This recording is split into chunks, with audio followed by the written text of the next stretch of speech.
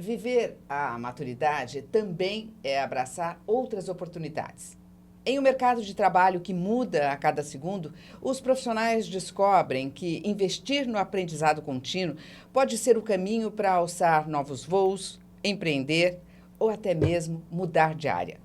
Para falar sobre esse conhecimento que pode transformar as nossas vidas, recebemos hoje a professora doutora Marina Soligo, ela que é vice-reitora de pós-graduação e pesquisa da Unip, uma profissional apaixonada por educação e pelo poder transformador do saber. É isso, Marina? Sempre, Malu. Gostaria primeiro de agradecer o convite para participar desse podcast.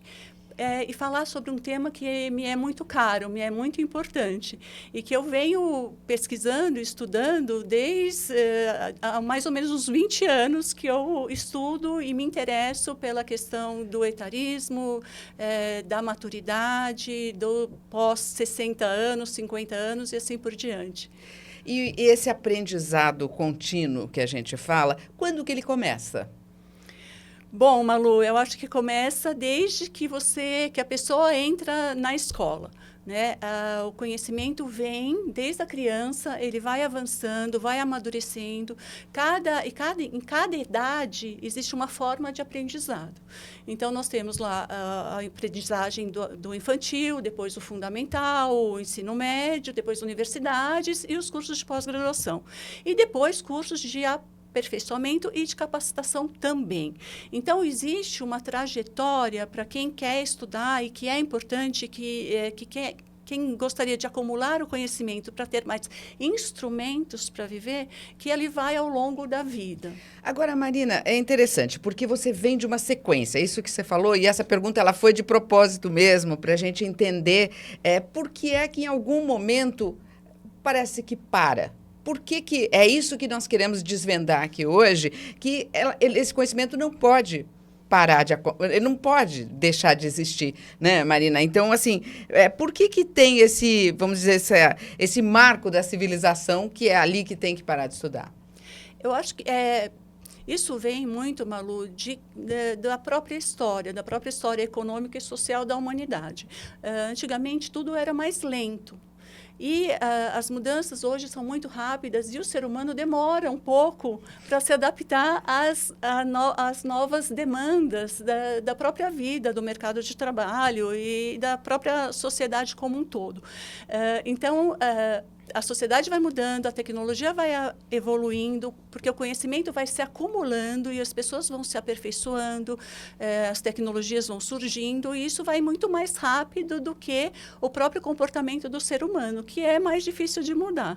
Mas isso está mudando, ainda bem. Agora, você, com o teu trabalho, você teve alguma experiência de alguém, por exemplo, que está na pós-graduação, que é a sua área também, né, de atuação, Marina, e que, assim, algum aluno que tenha mudado e, com isso, ele possa ter dado um novo direcionamento para a vida? Sim, Malu, nós temos casos interessantes e o que mais me chama a atenção é de um profissional, um médico, que veio estudar conosco, fazer uma pós-graduação, e ele quis fazer na área da comunicação. E por que ele quis fazer na área da comunicação? Porque hoje tudo é comunicação. O médico que não faz que não está no Instagram, que não está no LinkedIn, que não está nas mídias, o médico ele fica apagado, porque os que estão começam a ter mais sucesso. Exato. Porque eles estão aí, as novas gerações, e até as mais antigas também, né? Todo mundo está no mundo digital, né? Nas mídias, seja na própria televisão, e essas pessoas aparecem mais. Aparecendo mais, a demanda vem para ela, e aquele que não faz fica um pouco esquecido. Então, ele descobriu esse nicho, ele viu que esse nicho existia, isso é bem interessante também, e ele também gosta da área da comunicação, né? A gente sabe que as pessoas não têm só uma habilidade, né? Quando ela faz um curso, não é muito raro uma pessoa só ir por uma direção, só gostar daquilo. Nós somos múltiplos. E quanto mais amadurecemos, mais múltiplos ficamos, porque temos outras experiências que não nos levam levam a outros caminhos. Então, ele descobriu isso e resolveu explorar essa área e mudar, né? Mudar o foco, não ser mais só o consultório, mas fazer uma consultoria para todos os médicos. Que área da comunicação que ele foi? Ele foi para mídia e redes digitais. Né? E está fazendo todo um trabalho de pesquisa, de mestrado nisso, com os médicos que estão nas redes, os que estão e os que não estão, e fazendo uma comparação, né? Para conseguir provar que dessa demanda que vem mais para aqueles que se expõem mais.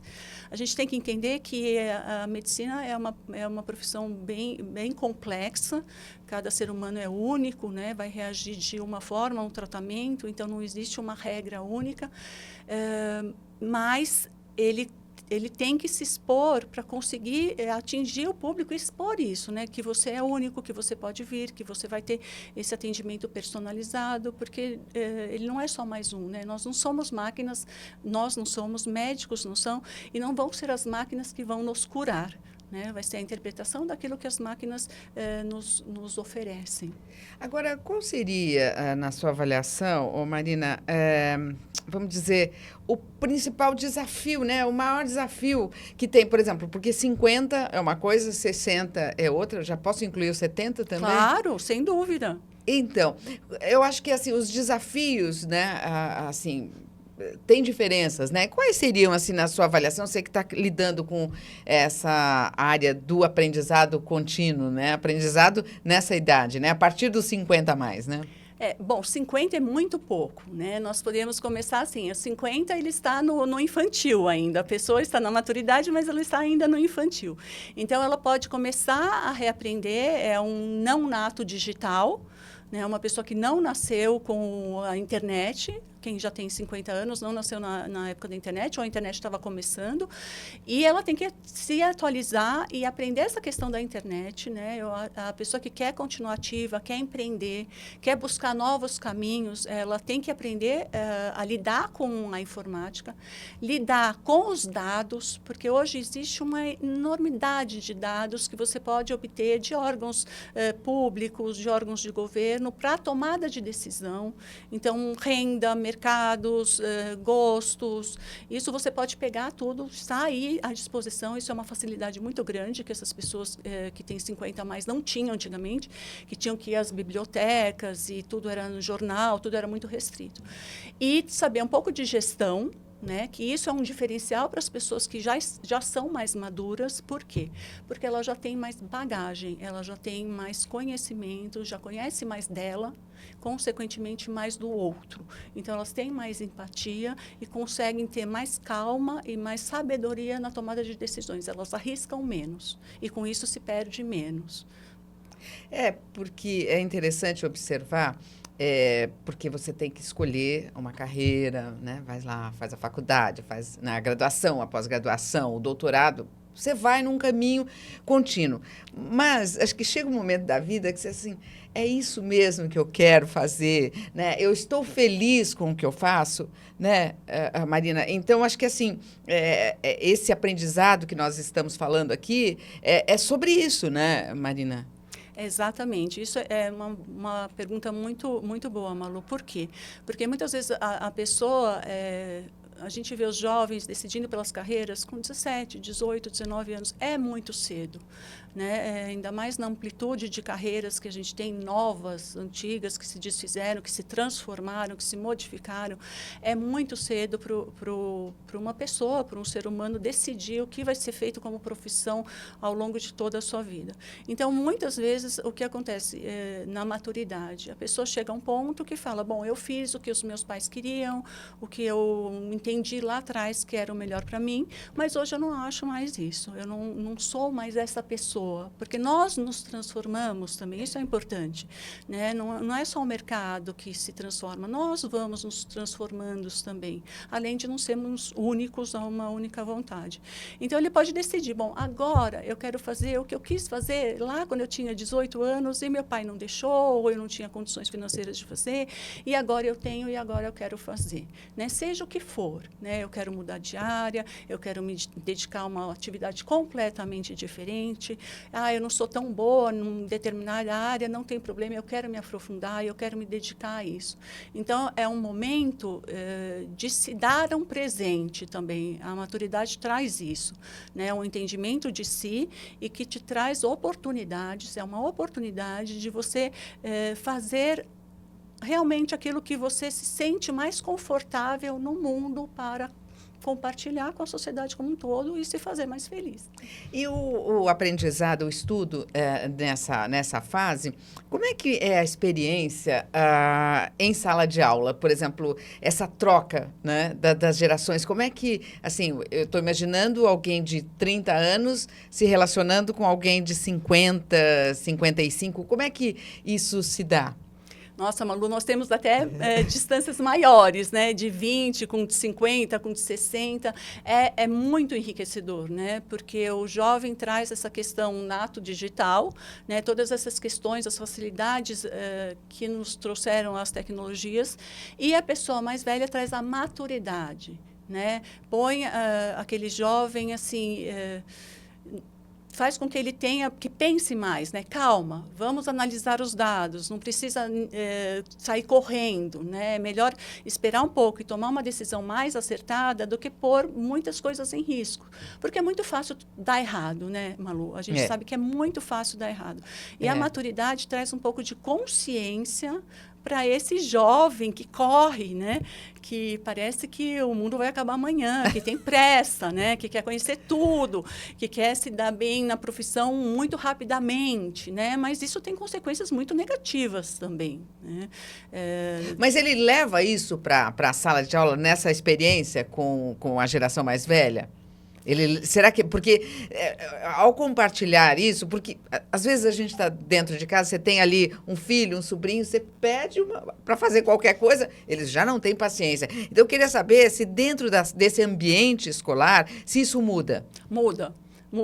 Família é uma coisa, né? O privado é muito diferente do público, né? O privado é uma relação muito diferente do que uma pessoa no privado pode ser completamente diferente do que ela é no público, né? Então, uma pessoa jovem que pode não se dar bem com os pais, com os avós, na sala de aula pode achar outras referências mais velhas.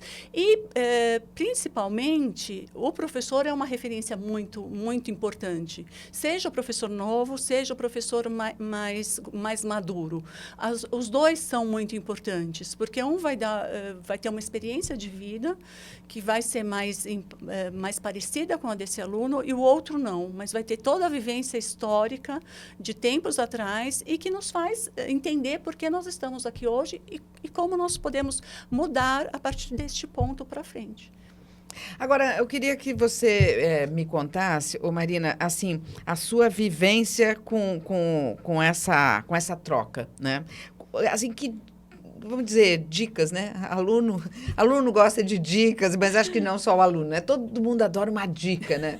Olha, vai por aí. Assim, que ambiente, nesse ambiente que você está lidando, o que você destacaria, assim, uma dica prática de alguém que precisa se reinventar, precisa olhar para o outro lado?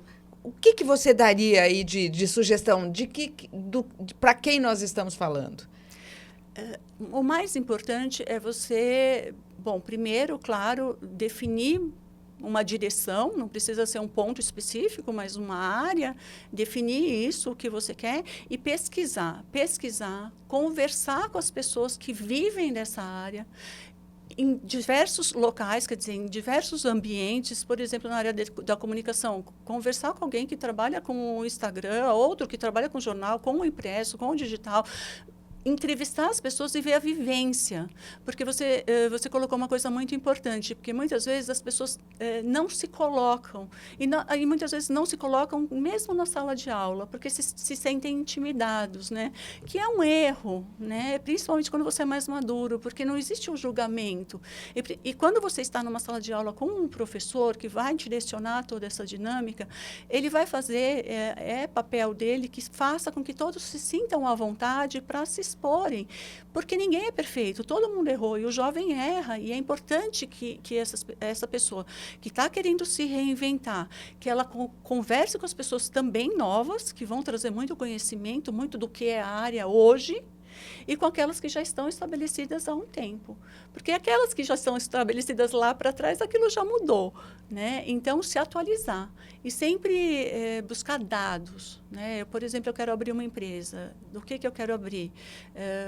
Uma empresa de cosméticos, por exemplo. O que eu sei disso? Onde tem o nicho? É para homem? É para mulher? É para pessoas mais maduras? Pessoas mais jovens? Quem que vai fazer? Então, eu vou conversar com essas pessoas. Eu vou estudar as empresas que trabalham com isso para ter mais instrumentos para tomar uma decisão melhor. O conhecimento é a base de tudo para você ser mais assertivo. E mesmo assim, não é a garantia de que você vai dar certo, porque como nós aprendemos no filme, inclusive da bomba atômica, muitas vezes a teoria na prática é outra, né? A coisa não sempre sai exatamente como a gente estudou, né? E testar, né? Na hora que você vai abrir um negócio, você vai mudar de carreira, testar, se teste, né? Vai lançar um produto, teste antes, né? Comece pequeno, né? Porque a chance de perder é muito grande. Porque nesse aspecto também vejo a questão do networking, né? A nossa rede de relacionamentos, ela é fundamental. Eu vejo, acontece, Marina, comigo, alguém assim, Malu, você sabe de alguém que estuda sobre teares? Não, mas aí você... Parece que eu falo que deve ter um deus do algoritmo, né? Porque assim, aí aparece alguém falando sobre isso e tal. Aí você usa aquilo, ou às vezes um post que chega para você, ou você lembra de alguém, alguém puxa aquela conversa. Então, assim, essa rede, para levar isso para a sala de aula, deve ser fundamental esses contatos também, né? Que tanto para o jovem, né? Como para uma pessoa que tem mais idade, né, Marina? Sem dúvida. A gente estimula muito que os alunos, ou que em sala de aula, se trabalhem com os estudos de caso. Tanto os que deram certo, quanto os que não deram certo. Por exemplo? Isso dá certo em muitas áreas, né, Malu? Isso serve para todas as áreas. Parece que não, mas serve. Pode ser um paciente doente que eu apliquei que fez determinado protocolo de tratamento e se curou. E aí você compara com outro paciente com o mesmo tipo de doença, com a mesma atividade física, uma outra pessoa, e não funcionou. Então, você estuda isso, como foi o andamento desse tratamento, o que aconteceu com um, o que aconteceu com o outro e por que isso aconteceu. Tem um caso muito interessante que nós costumávamos trabalhar na área da gestão, aqui falando um pouco de gestão, de empreendedorismo, de pessoas. Inclusive, tinha um aluno que o pai era plástico. E houve um momento em que as próteses de silicone, hoje é bem comum, né? Sim. Parece que está mudando, mas atualmente é bem comum. Elas se romperam. Uma empresa forneceu... Você se lembra disso? Já ouvi falar disso, A já. nossa maturidade faz nós lembrarmos. E aí existe todo o caso dessa empresa, por que rompeu, como foi, qual foi o impacto no público, como foi a reação dessas pessoas. E existem várias, Malu. Assim, nesses livros de gestão, existem vários casos de empresas. IBM, Microsoft, a própria Apple, o que dá certo, o que não dá certo. As pessoas não gostam de falar do que não dá certo. Mas isso é muito importante. E na pesquisa, a gente trabalha muito com isso. A gente vai desenvolvendo aquilo e pode dar certo ou pode não dar. Né? E isso é um custo nosso, da própria pessoa que está trabalhando com isso e da própria empresa, como nem tudo dá certo. A gente pode ter uma ideia que pode parecer maravilhosa e no mercado, às vezes, não é. Ou dá algum erro, algum problema na fabricação. Os estudos de casos são muito importantes. E a pessoa mais madura, ela tem mais vivência, ela viveu mais isso. Nós mesmos aqui já compartilhamos esse caso. Né? E os mais novos vão compartilhar dos carros, o carro autônomo que atropelou alguém, enfim. Existem toda essa literatura em todas as áreas para você entender por onde vai e conseguir também aceitar o erro como uma coisa natural. E é um processo, né? O erro é um aprendizado. Você pode errar aqui e vai para frente. O que não pode, o que nós costumamos dizer assim, nunca desistir, né? Aprender sempre, né? E nunca desistir. Tudo tem solução, né? Só não tem solução é a morte. É verdade. Isso é um fato. Agora, porque assim, antes, né? E por que nós estamos tratando desse assunto, né? Porque antes, assim, sei lá, meu pai se formava advogado, se formava médico e todos os problemas estariam resolvidos. Ele teria a certeza de que ia ter uma boa renda e tudo mais. Assim, um dado de realidade hoje é que você vê que você precisa estar sempre aprendendo. E as redes sociais, elas dão essa medida, né? Nossa, sobre isso eu não sei. E aí você começa a pesquisar. Então, assim, nós estamos muito mais propensos a aprender, né? Parece que o aprendizado está na ordem do dia, né? Sim. Sem dúvida, sem dúvida. O que nós não podemos é nos perder nesse mar imenso de informações. E principalmente nas fake news. Isso é um problema seríssimo, né? Que se dissemina, as pessoas perdem tempo com isso, o pessoal mais jovem começa a acreditar, os pré-adolescentes já estão na rede e começam a colocar em xeque tudo que é dito, às vezes por dados científicos. Isso é gravíssimo. Né? E aí vem uma questão da família, né? O aprendizado, principalmente para os mais jovens, não só para os mais jovens, mas aqui tomando como exemplo os mais jovens, a família tem que trabalhar muito em conjunto com a escola, né? Para evitar esse tipo de coisa. Com a pessoa mais madura, acontece um pouco o contrário, parece que tudo é mágico, né? Então tudo vai dar certo. Então, agora, amanhã eu vou ter um Instagram e eu vou ter não sei quantos mil seguidores, milhões, e todo mundo vai achar o máximo. E a realidade não é essa. E o jovem que já começa a trabalhar com isso, ele já pode trazer essa experiência. Né? Esse admirável mundo novo, ele pode não ser tão admirável assim, por hora, né, Marina? Sem dúvida, sem dúvida. Aí são os dados da realidade, né? A internet te apresenta informações e aí é muito importante você checar essas informações. Inclusive, tem programas que checam, né? Fake news, não é fake news, isso é verdadeiro, isso é inteligência artificial, isso não é... Mas, às vezes, se perde muito tempo com isso, né? E tem caminhos mais fáceis. Principalmente quando você quer conhecer, você quer empreender. Porque existem sites científicos, dados fidedignos, é só você não se perder. Né? E não se perder é uma coisa, não é tão fácil, porque, como dizem, né, está na mídia já, a rede nos faz a querer mais, eles trabalham para isso. Sim. Para nos prenderem ali, né? É o trabalho deles, né? É o trabalho deles. Agora, como chegar, vamos dizer, e ajudar, né? Porque a experiência, ela faz isso, né? Olha, eu já vi. Outro dia chegou uma situação assim para mim, falou, o Phil Collins, né? O Paul McCartney foi visitar o Phil Collins e tocou para ele e tal. Aí eu fui lá olhar. Fake news. Era fake news. Era fake news. Então, assim, a inteligência artificial, né, tá tudo aí na ordem do dia, mas, assim, eu acho que aqui a gente está tratando disso, né? Quer dizer, você pega a experiência, né, dos mais jovens, que também tem essa experiência, tem essa vivência, e junta com a experiência da pessoa que está mais madura e que, assim, eu já passei por isso, eu já olhei para isso. Então, eu acho que é desse aprendizado que nós estamos falando, né, Marina? É exatamente isso, e do mundo real. Né? Quando você estuda, principalmente quando você está numa rede, num grupo, estudando com um grupo, isso primeiro vai te motivar. Você procurou aquilo, aquelas pessoas que estão ali com você também procuraram aquilo. Então, alguma coisa você tem em comum. Já é um sinal. Já é um sinal, já é um grupo. E nessa interação, é muito difícil as pessoas se esconderem, se omitirem, porque já existe uma certa rede de compartilhamento de gostos, né? Então, você já confia mais. Olha, eu gosto disso. Eu também. O que você acha disso? Então, como foi sua experiência? O que você sabe? E por isso, você colocou uma questão bastante importante, que a gente confia mais no que os nossos próximos nos dizem. Eu gostaria de fazer um tratamento, eu gostaria de estudar isso. O que você acha?